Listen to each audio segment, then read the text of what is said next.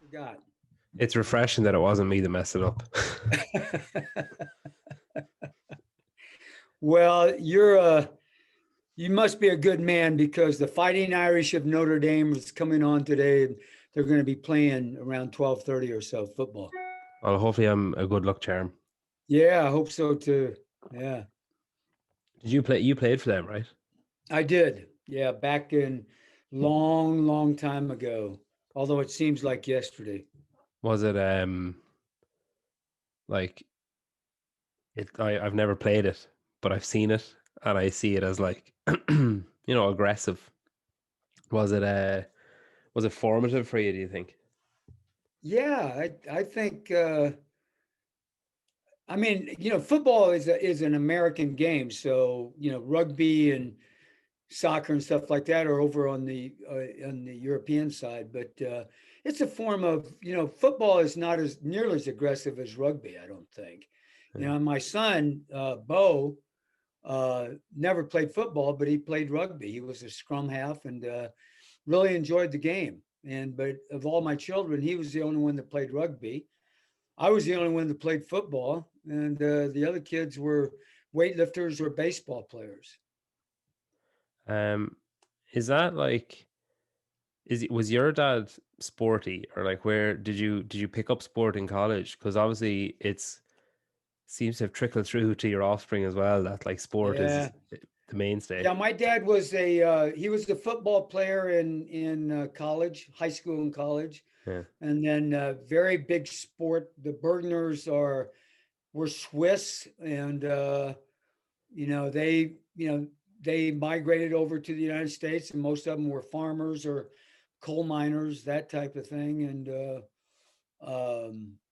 they picked up sports to hopefully be able to get scholarships so that they could have an education paid for because none of them had any money. Yeah. This was during the Great Depression. So all the families, like he came a family of 7 or 8, and all the boys played sports. Of course, the girls didn't because they didn't play sports, but the boys did. Hmm. So, Yeah, I and then all remember. my cousins were big sports, mostly football though, football more than anything else, American football.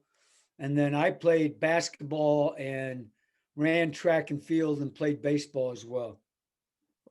Yeah, I one of the things I actually really wanted to ask you before we get going properly, I was watching the Rogue Invitational, and you were passionate about wanting to get your hands on Chandler Smith for a couple of days. And I saw that you linked up with him in Tennessee. I was wondering how that went. Went really good. Yeah, he's got some technical issues that I would work with if he were going to be an Olympic weightlifter. If he came to me and says, "Okay, coach, I'm gonna dedicate my life to Olympic style weightlifting, and I want you to be my coach," I would certainly change things.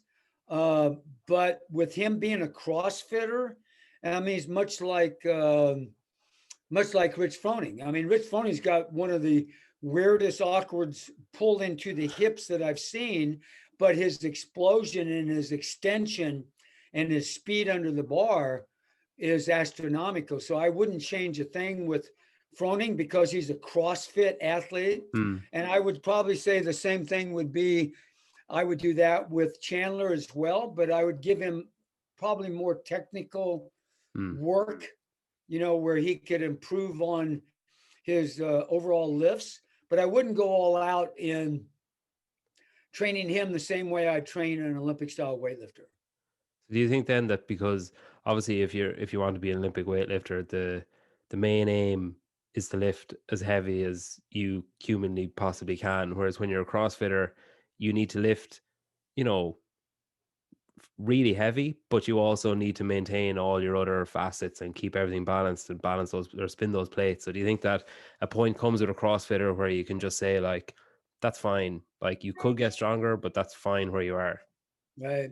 Yeah, Amanda Barnhart, do you remember her? Yeah, yeah. That she was one of my people that I thought, boy, I'd like to get my hands on her. So I reached out to her, and said, this is what I see. I said, if you ever need any help, let me know. And she wrote me back and very respectfully said, I thank you very much. I appreciate it. But, the Olympic lifts are only a small part of, Mm. of the overall picture. But you take a look at somebody like a Frazier or a Tia, and, they were good at everything. Mm. Haley Adams is somebody I'm working with, and she's getting better, but she's never going to be a Tia. She's or a Matt Frazier. They're good at everything, and Haley's good at everything except the Olympic lifts. Amanda Barnhart is going to be good at a lot of stuff, but she's going to fail in her leg strength when it comes to cleans. And if they have cleans or cleans and jerks, she's not going to be good there. Where Tia is good at all that stuff, Mm. and so Yeah. is Frazier.